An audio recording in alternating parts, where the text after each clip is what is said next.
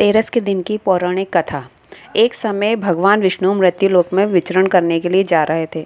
जब लक्ष्मी जी ने उनके साथ चलने का आग्रह किया, तब विष्णु जी ने कहा, मैं जो कहूँगा उसे तुम मानोगी तो चलो। तब लक्ष्मी जी ने उनकी बात मान गई।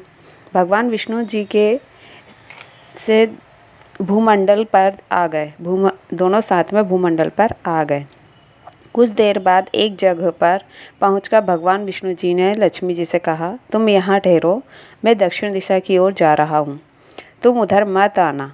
विष्णु जी के जाने पर लक्ष्मी जी के मन में कौतूहल जागा कि आखिर दक्षिण दिशा में ऐसा क्या रहस्य है जो मुझे मना किया गया है। और भगवान स्वयं चले गए। लक्ष्मी जी से रहा नहीं गया। जैसे ही भगवान आगे बढ़े, लक्ष्मी जी भी पीछे पीछे चल पड़ी। कुछ ही आगे जाने पर उन्हें सरसों का एक खेत दिखाई दिया। उसमें खूब फूल लगे हुए थे। सरसों की शोभा देखकर वह मंत्रमुग्ध हो गई और फूल तोड़कर अपना श्रृंगार करने के बाद आगे बढ़ी। आगे जाने पर गन्ने के खेत में लक्ष्मी जी गन्ने तोड़कर रस चूसने लगी।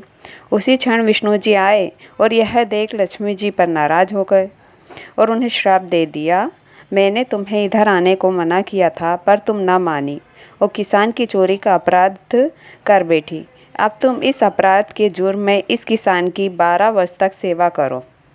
ऐसा कहकर भगवान विष्णु उन्हें छोड़कर क्षीर सागर चले गए। तब लक्ष्मी जी उस गरीब किसान के घर रहने लगी। एक दिन लक्ष्मी जी ने उस किसान की पत्नी से कहा कि तुम स्नान कर पहले मेरी बनाई गई इस देवी लक्ष्मी का पूजन करो, फिर रसोई बनाना, तब तुम जो मांगोगी मिलेगा। किसान की पत्नी ने ऐसा ही किया। पूजा के प्रभाव और लक्ष्मी की कृपा से किसान का घर दूसरे ही दिन से अन्न, धन, रत्न, स्वर्ण आदि से भर गया। लक्ष्मी जी ने किसान को धन्य धान्य से संपूर्ण कर दिया। किसान के 12 वर्ष बड़े आनंद से कट गए। फिर 12 वर्ष बाद लक्ष्मी जी के जाने को तैयारी हुई। विष्णु जी लक्ष्मी जी को लेने के लिए आए तो किसान ने उन्हें भेजने से इनकार कर दिया। तब भगवान ने किसान से कहा कि इन्हें कौन जाने देता है, यह तो चंचलता है, कहीं नहीं ठहरती। इनको बड़े बड़े नहीं रोक सके तो इनको मेरा शाप था, इसलिए 12 वर्ष तुम्हारी सेवा कर रही थी। तुम्हारे 12 वर्ष सेवा का वक्त पूरा हो चुका है। किसान हठपूर्वक बोला कि नहीं, अब मैं लक्ष्मी जी को नहीं जाने दूंगा। तब लक्ष्मी जी ने कहा कि हे किसान, तुम मुझे रोकना चाहते हो तो जो मैं कहूँ वैसा करो।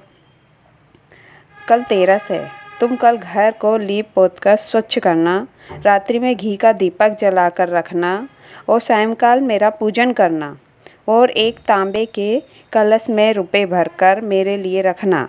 मैं उस कलश में निवास करूंगी, किंतु पूजा के समय मैं तुम्हें दिखाई नहीं दूंगी।